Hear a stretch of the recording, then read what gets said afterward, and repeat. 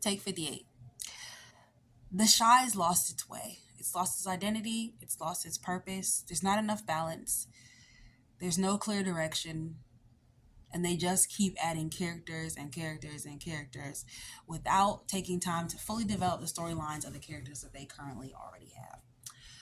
So this video was originally intended to be called The Downfall of the Shy, but I started watching season 7, and I originally intended to make this video at the end of season 6, and that was an entire year ago. So, but shout out to Dreadlock Samurai for inspiring me to make this video. His video is going to be linked in the description. Please check it out as well. And I'm finally sitting down to make this video, but season 7 has already started, and season 7 seems like it's making a attempt to right the wrongs of the previous seasons. Season 1 and season 2 of The Shy were incredible. We loved it. I thought it was amazing personally. And having watched The Wire after watching The Shy, The Shy seemed like it could be this generation's version of The Wire. Not as impactful, not the same level of writing and skill, but still, it could have been something better than what it ended up being. The Shy has just been renewed for season 8, and most people think it should have ended in season 4. But here we are. And even though The Shy has already kind of started to make attempts to right their wrongs, I'm still going to talk about what I think went wrong with The Shy, how I think it could get better, and talk about some of my favorite storylines, as well as some of your favorite storylines that ended up getting dropped. A lot of unanswered questions that have been left on the table. My name is Janice, and I make videos about my life, but I also have a series on my channel called What I'm Watching, where I talk about what I'm watching. And what I'm watching right now currently is The Shy. The Shy season 7 is currently airing, and I have just finished episode 5. And I have thoughts, not just on season 7, but on all of the seasons, and we can go over it. And I think that you all will hopefully enjoy this video. Like I said, this is take like 67, so hopefully you enjoy this video. I hope that, you know what, if you want to continue watching, that's cool. If not, that's fine. I am going to start my video off like I usually do. I'm doing a one take Jake today because I don't have enough space on my phone. So I'm gonna, instead of adding my Bible verse across the screen, I'm gonna read it myself directly from the Bible. So it's taken from Acts 14, verse 8. In Lystra there sat a man crippled in his feet, who was lame from birth and had never walked. He listened to Paul as he was speaking. Paul looked directly at him and saw that he had faith to be healed, and called out, "Stand up on your feet." And at that, the man jumped up and began to walk. So that is our verse for today, and the writers are attempting to make a miracle with season 7, so we shall see where it ends up. So The Shy originally, of course, is shot and set, well, not shot, but set in The Shy. It's originally meant to be a coming of age story set in Chicago, Illinois. So the premise online, when you read the premise online, it says The Shy is described as following a fateful turn of events that sends shockwaves through a community on the south side of Chicago and connects the lives of Emmett, Brandon, Ronnie, and Kevin in unexpected ways. So the event that connects the whole city together is the death of Jason Roxborough. Jason Roxborough is a basketball player who is shot and killed in a senseless act of violence, and he was an innocent victim because he was not involved in street gang life. And his story reminds people of the story of, to me, it gave me the vibe like Benji Wilson from Chicago, who was killed by some guys in Chicago, had nothing to do. He was in no way involved in gang street life, but he was a star basketball player and was going to make it to the NBA. He was an amazing basketball player, and his life was cut short as a teenager in his senior year of high school, and he had a young child. Jason also has a baby in the storyline named Jordan. That's my first point of a storyline that we dropped. So what happened with Jason's baby? Like, what happened with Jason's baby, Jordan, right? So Jason has a girlfriend in season 1, and it come to find out she's pregnant and she has a baby, and Tracy finds out and is like, oh my gosh, this is my connection to my son, and then nothing. Like, she visits her, and then the baby moves, and they go visit her, but then we never see the baby again after season 3. Like, isn't that supposed to be Tracy's connection to her son? Isn't that her roots in the show? Like, isn't that Tracy's purpose in the show, to be like the grieving mother? Like, we understand mama's got to have a life too, but Tracy has an unnatural allegiance to losers. And Ronnie, for all his good and redemption, was a loser when they met, was a loser when they dated, was a loser, and that's why they broke up. Like, Duda, loser. What's the boy name? Q. We're not even gonna get into him because she had no control of that situation. But in season 5, her and Charles and Jackie Long's character, like, come on now, Tracy, get it together. So that's one of my first drop storylines that, like, come on now, this needs to be discussed. Like, why did that get dropped? There's so many other drop storylines, and I'm gonna get into the next one. The next drop storyline was Sonny. Where did Sonny go? You know, Sonny, who owned Sonny's chicken shop, who was originally Emmett's boss, who was originally Q's brother, which would make him Alicia's brother, which would make him another living member of her family.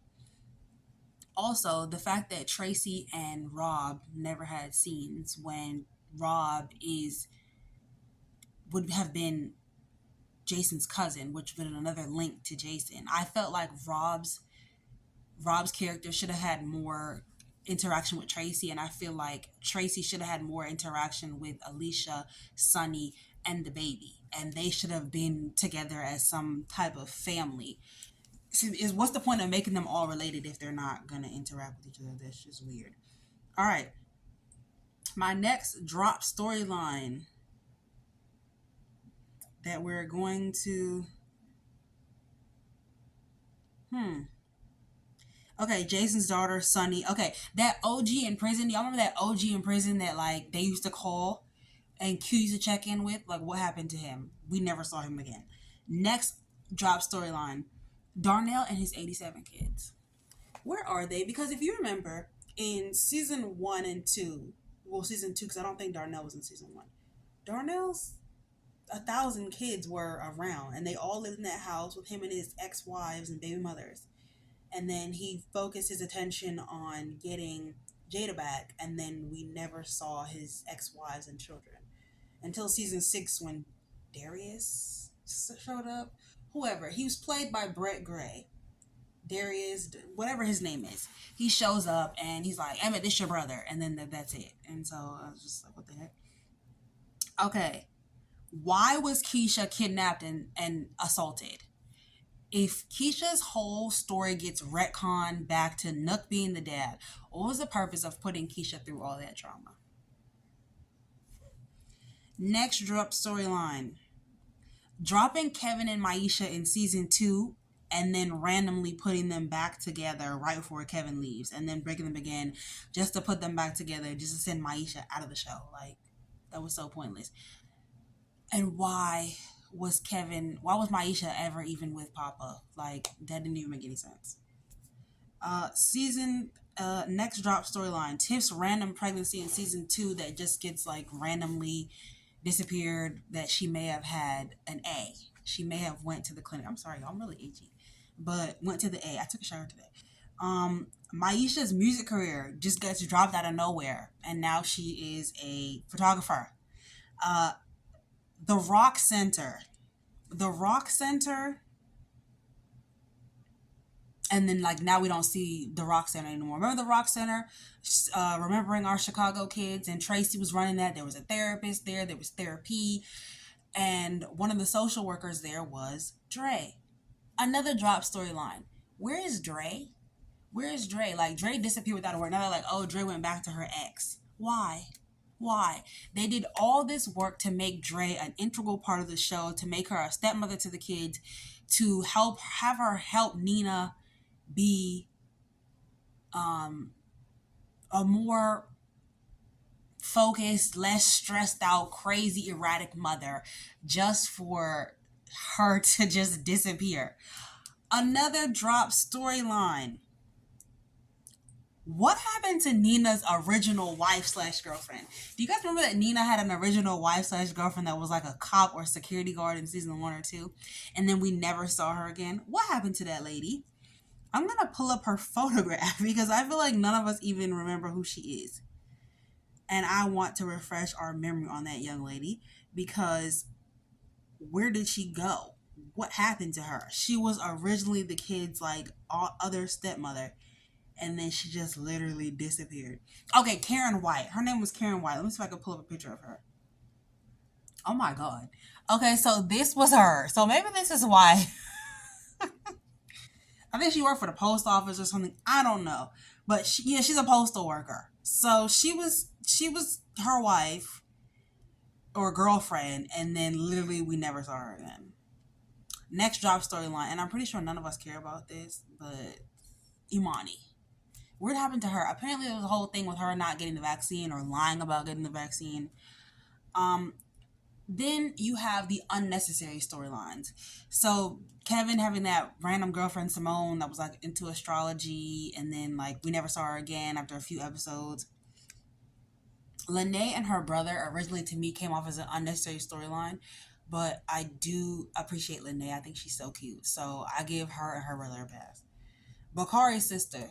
What was the reason? Bakari's sister is sent to the show to spy on Bakari, and she gets absolutely nothing. Then she runs off with Gemma, and her whole storyline is basically to be there as Gemma discovers that she might be bi, although they can't be together because they don't want to mix business and personal. So her story was basically for nothing other than to give Ahmad Ferguson's sister, Amani Ferguson, a job for the season. Serena. So Serena is the cousin of Dom. Dom, who's another unnecessary character in storyline. And Candy's character that nobody even bothers to remember her name. I think her name was like Ross or something like Roz, right?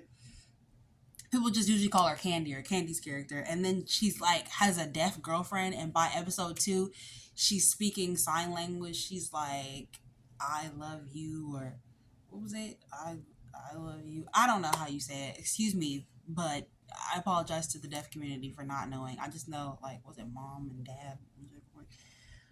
So Maisha and Papa was an unnecessary storyline because it went nowhere. It advanced no plot other than to give Papa something to do because Maisha could have definitely had something else to do in the meantime. And then Gemma, Kevin, and Jake. I don't think any of us asked for that. Shad and Alicia and her dressing him in her ex-husband's clothes.